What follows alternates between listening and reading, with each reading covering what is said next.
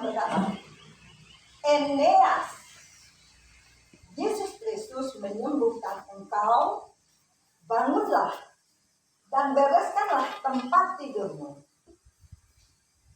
Ketika Petrus berkata begitu, maka Eneas itu langsung bangun dari lumpuhnya.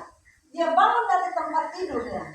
Dia langsung bangun dan dia, firman Tuhan Alkitab berkata, dia sembuh. Dan mujizat yang dilakukan Petrus saat itu membuat orang-orang sadar. Dan ketika itu, saat itu juga orang-orang itu berbalik kepada Tuhan setelah melihat mujizat seperti itu. Ada pertanyaan dari saya nih. Kenapa mereka berbalik kepada Tuhan? Ini bunyi nggak ya? Kadang-kadang bunyi, kadang-kadang enggak ya.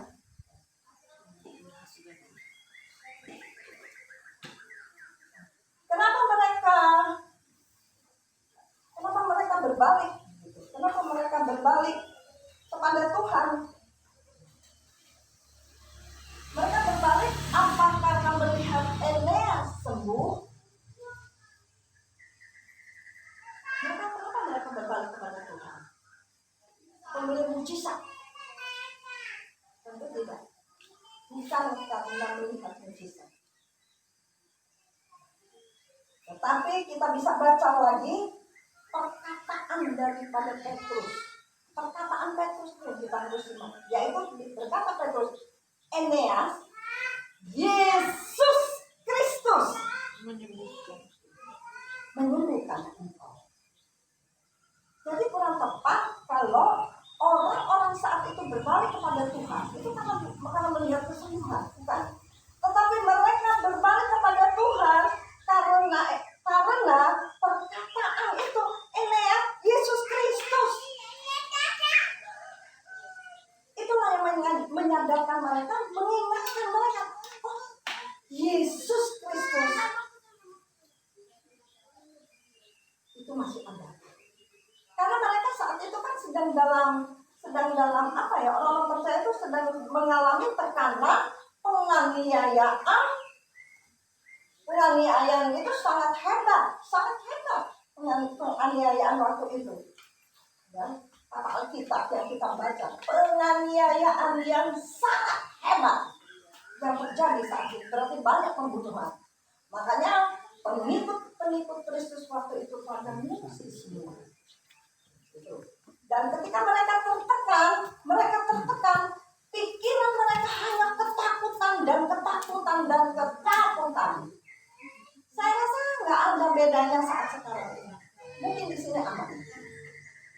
Tetapi di daerah saya Cilacap Tengah, kita zona merah. Kita juga harus berpikir. Mau ke teman saya juga kita berpikir. Kita tertekan. Karantina mandiri itu benar-benar terjadi di hari-hari pertama Cilacap. Seperti itu. Sebetulnya nggak beda seperti ini. Tetapi saat itu ya, yang membuat orang-orang percaya itu adalah bahwa Tuhan Yesus Kristus, mereka diingatkan, oh iya, Yesus Kristus masih ada. Terkadang kita lupa di dalam kesesatan, di dalam kita kegalauan, dalam tekanan, pressure yang kuat, kadang-kadang kita lupa Yesus itu ada. Kita lebih condong kepada kekuatan kita sendiri. Kita lebih condong mencari kekuatan sesama teman. Kita datang kepada mereka. Atau kita datang terus terang aja, karena kita mungkin datang ke hamba Tuhan. Tetapi pernah tidak kita mencoba untuk kita datang kepada Tuhan secara langsung. Seperti itu. Orang-orang itu waktu itu disadarkan, oh iya, ada Yesus Kristus. Orang-orang itu tidak menerima, waktu itu hanya Eneas yang menerima kesembuhan ya. Karena apa? Karena ya jelas mereka memang tidak sakit, hanya Eneas. Nah, dari perkataan Petrus itu yang mengingatkan mereka ya, dan kita bahwa Yesus Kristus itu masih ada. dan mengajarkan kepada kita. Di situ kita diajarkan kepada kita. Cerita Eneas ini itu mengajarkan kepada kita itu berbagi dengan nama Yesus. Dengan nama Yesus. Petrus diberi talenta. Petrus diberi kuasa karunia untuk menyembuhkan. Tetapi dia menyembuhkan Yesus Kristus menyembuhkan. Nah, dari Petrus ini, dari Eneas ini kita belajar bahwa jika Tuhan memberikan kita karunia, Tuhan memberikan talenta, Tuhan memberikan kepada kita kemampuan di saat pandemi ini, mari kita mencoba berbagi. Di sini kita lihat tidak mengajarkan berbagi mengenai materi, bukan ya, memang mujizat. Berarti dari sini kita belajar, bukan saja kita belajar memberi melalui materi, tetapi memberi kekuatan kepada sesama, menasehati, mengunjungi, tapi pakai protokol kesehatan. Nah, terus aja ibadah-ibadah yang kita kalau di gereja saya itu kita datang setiap hari Minggu, yang orang-orang lansia yang tidak bisa ke gereja itu kita kunjungi dan kita berkorban. Sekarang pun mereka menolak.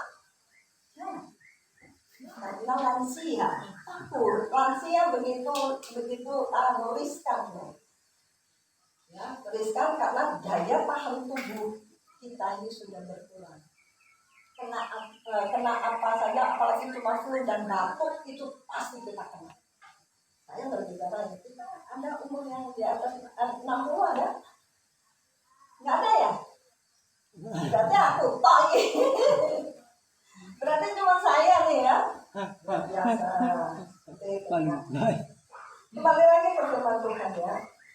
Melalui Petrus ini kita diingatkan dan untuk belajar mempraktekkan iman kita. Kita diajarkan untuk mempraktekkan iman kita.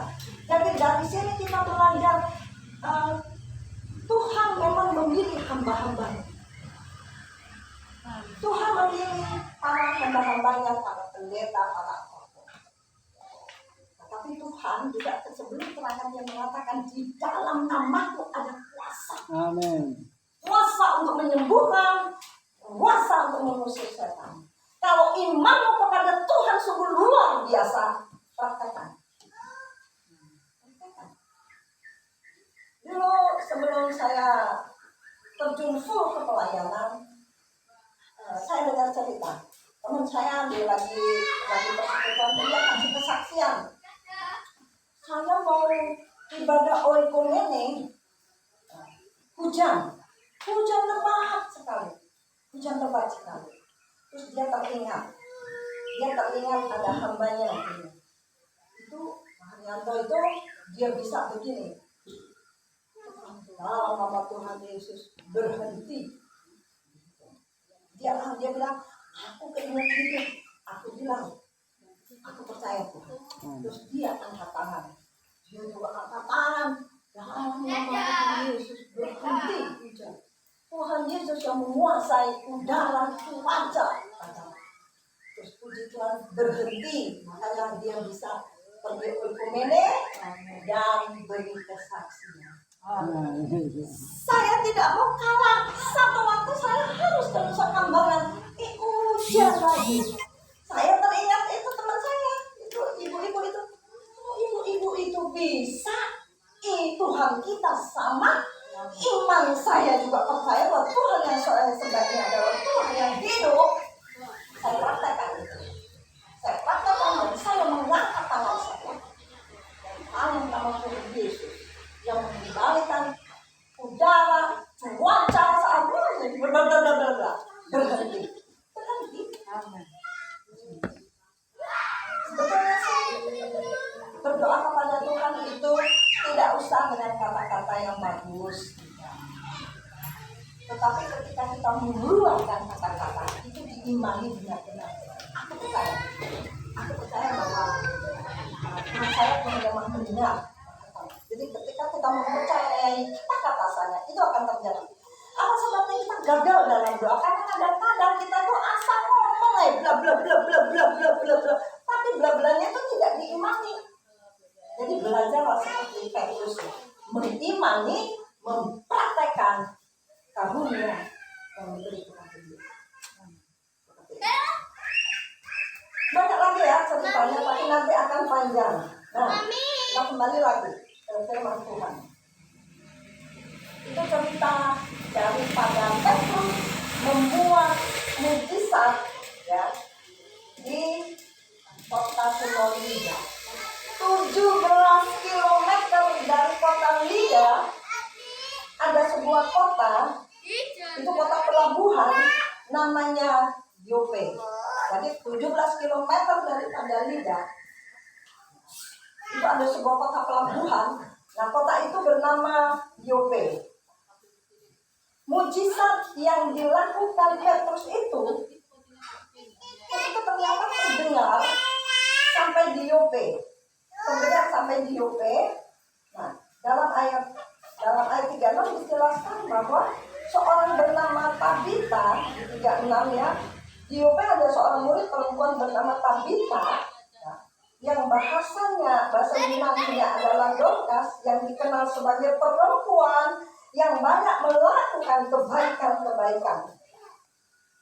Di situ dikatakan bahwa Tabita ini suka memberi sedekah di ayat 39.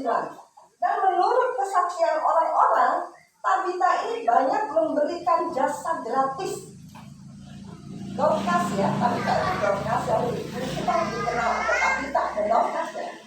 Ini dia sering memberi jasa gratis, yaitu menjahitkan pakaian-pakaian untuk di Yope ya, di warga dia di sekitarnya seperti itu. Dan Tabita yang suka membantu mereka, Tabita atau Dorcas yang suka membantu, menolong, memberi sedekah, menjahitkan baju, ternyata Dorcas mati saat itu mati. Dan kematian Dorcas itu membuat orang-orang di Yope itu sedih. Mereka meratapi kematian Dorcas. Nah, ketika meratapi, mereka mendengar Petrus membuat mujizat di Lida dengan menyembuhkan orang sakit yang sudah 8 tahun lumpuh tidak bisa jalan. Bapak Ibu yang kasih Tuhan, ada hal yang menarik dalam kematian Tabita ini atau Dorcas. Yang menarik apa? Banyak orang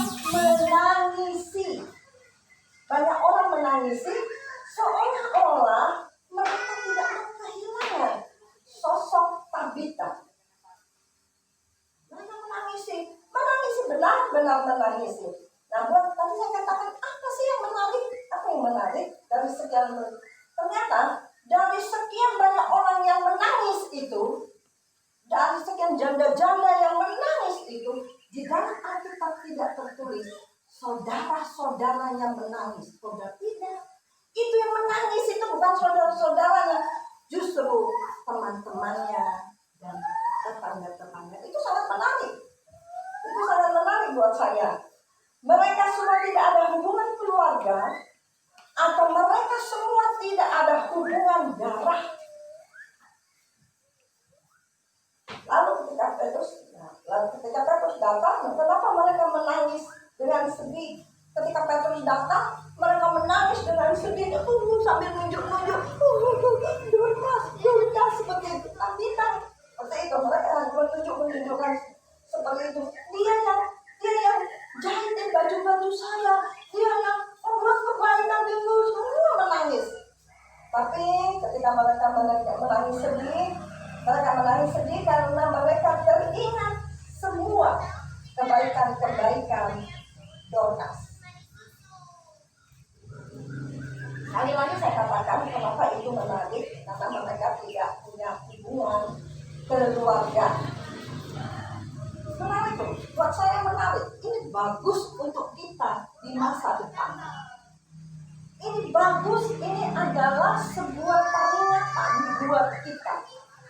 Jadi buat saya menarik, kenapa yang bukan hubungan keluarga, tidak ada hubungan saudara, mereka menangis dengan sedih. dimerat. Ada sebuah cerita orang Pertamina. Waktu itu dia manajer keamanan, manajer kepala security. Itu mereka begitu kerasnya. Mereka keras ya. Karena saking kerasnya kepada anak buahnya, ketika dia meninggal, dia waktu itu goes sepeda, ini lagi musim ya sepedaan. Ketika dia lagi dia goes sepeda, dia nyalip bukan dia nggak tahu mobil mati. Yang saya bilang menarik, ternyata ada anak buahnya yang tidak begitu suka. Dan semua kita tahu, karena kita semua dulu teman-teman main golf ya. Saya tanya, kamu udah layak? Wis, aku layak itu cuma memastikan saja. Mati tenang orang. Dia bilang, aku hanya memastikan saja. Dia aku mati tenang orang. Apa itu? Coba bayangkan kalau itu terjadi ke kita. Jika kita mati dan orang itu datang, mau mati kok, atau ketika mati dia cuma bilang, atau ketika mati orang bilang itu Tuhan yang menghukum. Itu Tuhan yang menghukum. Itu yang kita jaga.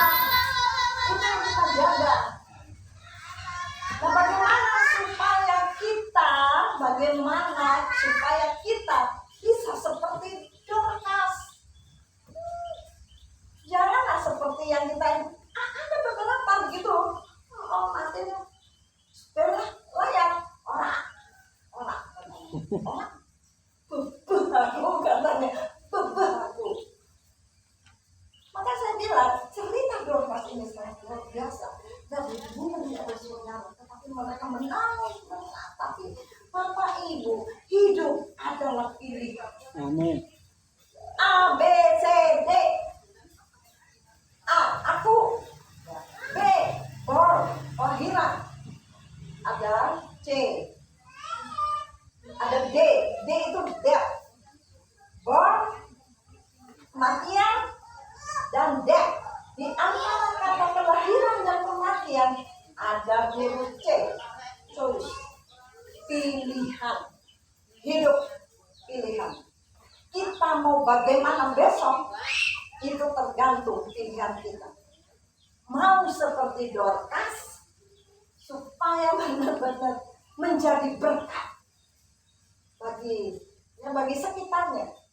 Berkat Dorcas itu hanya dia membantu, menjahitkan. Jika punya rezeki dia bagi.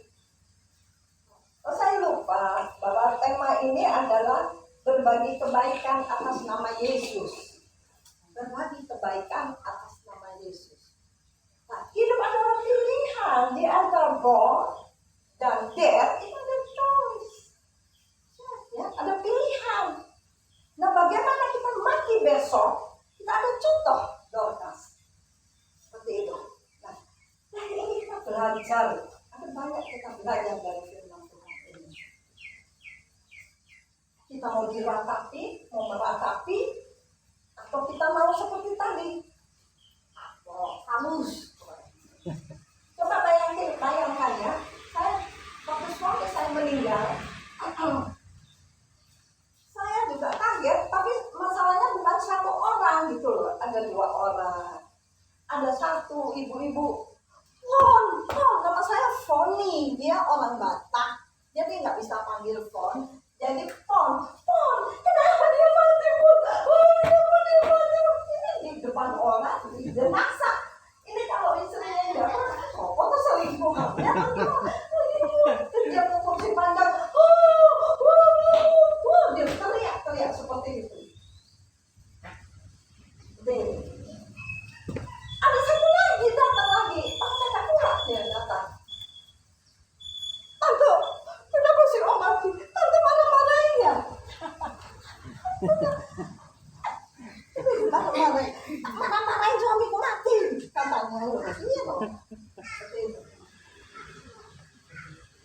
Suami saya sudah pensiun 8 tahun tuh, tapi bunganya itu seperti manajer Martin gitu. Ada bunganya sampai sekitar 40 krans. 40 krans. Itu di jalan itu semua sampai ke dalam. Baru cuma sayangnya saya baru kenal dasarnya. Oh, suami itu baik ya. Suami saya baik ternyata. Suami saya baik. Kembali lagi ke Dorcas.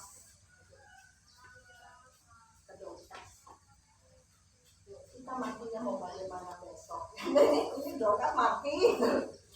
Orang menangisi, meratapi seperti itu. Jadi mulailah dari sekarang. Amin. Jika Tuhan memberikan kita karunia talenta berbagi atas nama Tuhan Yesus. Yang satu, yang pertama Eneas, praktekkan imanmu. Praktekkan imanmu. Kamu adalah garam dunia. Kamu adalah terang dunia. Itu artinya kamu adalah, itu sudah jadi loh. Jadi jangan mau lagi ya kalau ada orang bilang begini, jadilah kamu terang dunia. Enggak, Alkitab berkata kamu adalah garam dunia, kamu adalah terang dunia. Ini kita sudah garam, kita ini sudah terang. Cuma sekarang saya katakan fungsikan. Nah, kadang-kadang kita tidak memfungsikan terang kita tidak memfungsikan garam kita yang seharusnya menggarami, menerangi. Nah, di saat pandemi ini, mari kita berbagi. Amin. Seperti itu. Berbagi bukan wujud apa saja itu, bukan materi itu tidak. Apa saja di sana ada, tadi saya sudah katakan, penasehat, pendoa, apapun itu sudah jadi seperti itu ya. Kembali lagi ke firman Tuhan.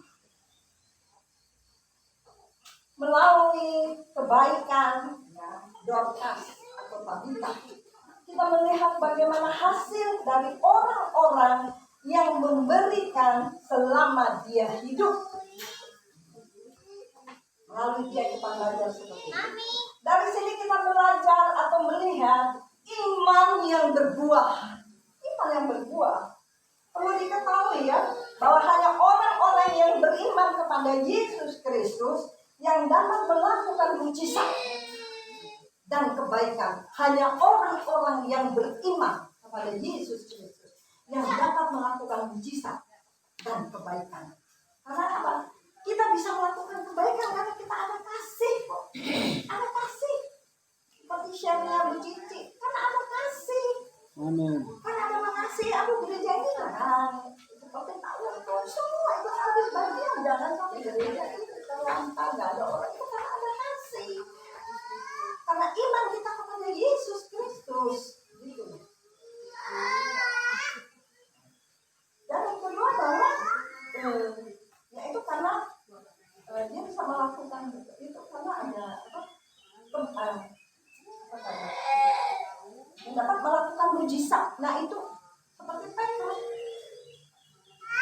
karunia yang diberikan Tuhan Yesus, iman itu harus kita praktekkan Bapak Ibu.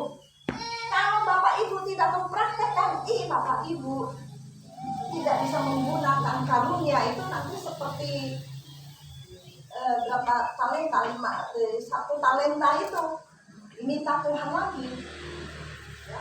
Kita sudah diberikan talenta, harus kita gunakan seperti itu. Kalau yang imannya kurang, kita tahu yang mereka akan susah. Imannya kurang, mereka akan susah mempraktekkan. Karena apa? Mereka ya, kalau iman kita kurang, hidup kita itu hanya isinya berhitung. Buah kue kurang, hidupku saja belum cukup. Seperti itu. Saya juga berpikir begitu juga kadang-kadang gitu loh. Kadang-kadang waduh, layanan ya banget, jauh banget nih, mikir-mikir jauh banget nih.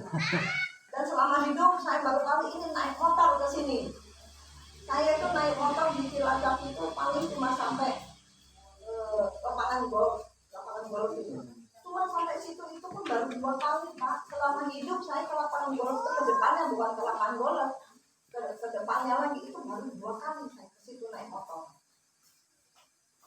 Dan kemarin saya pede banget, saya ke situ naik motor sendiri, dijemput memang, ditemani, tapi saya mau naik motor sendiri, saya sendiri.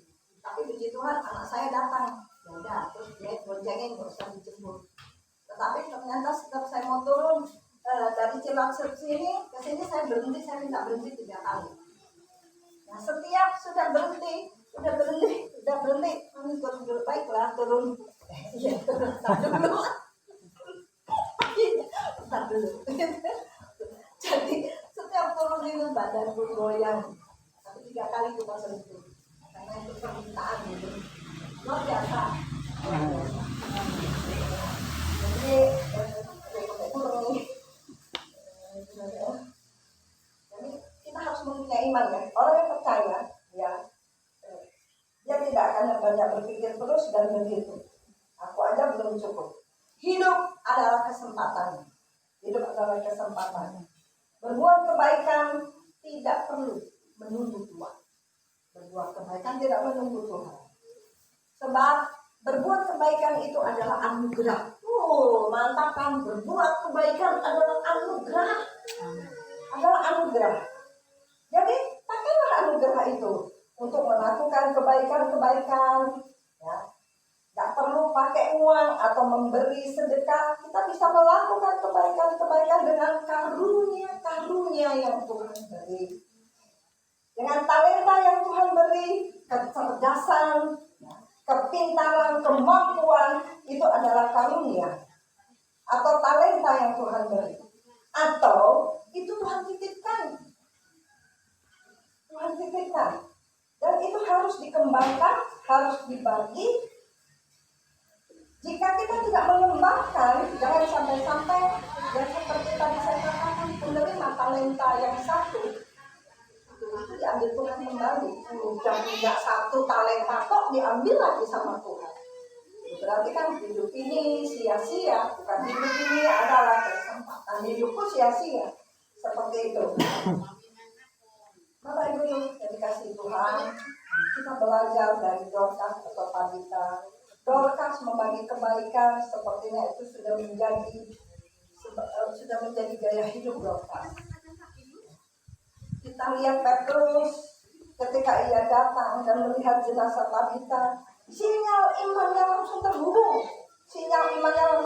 dengan Tuhan.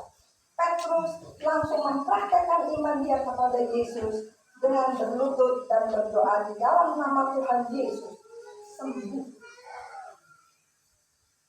Dari yang semua firman yang kita baca, ada beberapa poin seperti ini. Kita melihat Petrus, ya, barusan saya katakan ketika ia datang dan melihat jenazah Tabita, sinyal imannya langsung terhubung dengan Tuhan. Petrus langsung mempraktekkan imannya dengan berlutut dan berdoa. Cobalah karunia itu dipakai. Ada teman saudara, anak cucu sakit, kita iman itu, kita pakai. Aku percaya Tuhan kok. Orang lain bisa, aku bisa. Tuhannya sama kok. Tuhan kita itu sama, bukan Tuhan yang dipakai Pak Pendeta Boki itu, bukan Tuhan yang lain. Tuhan yang sama. Jadi kita juga bisa memakainya. Seperti itu. Kita praktekkan saja kepada anak cucu. Yang kedua adalah mempraktekkan iman seperti Dorcas dengan memberi, dengan berbagi. Itu juga berbicara mengenai iman. Ya. Karena apa? Poin yang ketiga, iman kita harus berbuah, karena kalau tidak percuma. Sebab iman tanpa perbuatan pada hakikatnya adalah mati. Iman tanpa perbuatan pada hakikatnya adalah mati. Sia-sia uripmu. Tuhan memberikan talenta karunia. Seperti itu ya. Bagaimana caranya supaya kita tahu? Satu, coba lihat hal-hal yang Tuhan sudah berikan kepada kita. Jadi cobalah kita mengoreksi diri. Apa yang sudah Tuhan beri kepada kita? Itu caranya. Apa kita mari kita renungkan diri kita. Apa sih yang Tuhan sudah berikan kepada kita? Mari kita perhatikan ini. Bagaimana? Terus yang kedua adalah bagaimana ini caranya dia? Caranya ya begini. Supaya kita tahu kita ngerti talenta karunia punya enggak? Mulailah coba mengoreksi diri. Yang kedua adalah jika kita sudah tahu ada kita punya karunia talenta, ya, coba mengelola pemberian yang Tuhan beri atau percaya kepada kita. Kita mengelola karunia, talenta, berkat yang Tuhan beri. Kita yang kelola, yang dipercayakan kepada kita. Itu saja poinnya, ya. Jadilah seperti Dorcas yang hidupnya berbagi. Karena dari situ kita lihat bagaimana matinya kita besok. Kita belajar dari Petrus yang mempraktekkan imannya kepada Tuhan Yesus. Petrus itu bayangannya aja dia bisa sembuh kok. Ada orang sakit, bayangannya itu dipegang itu sembuh. Petrus itu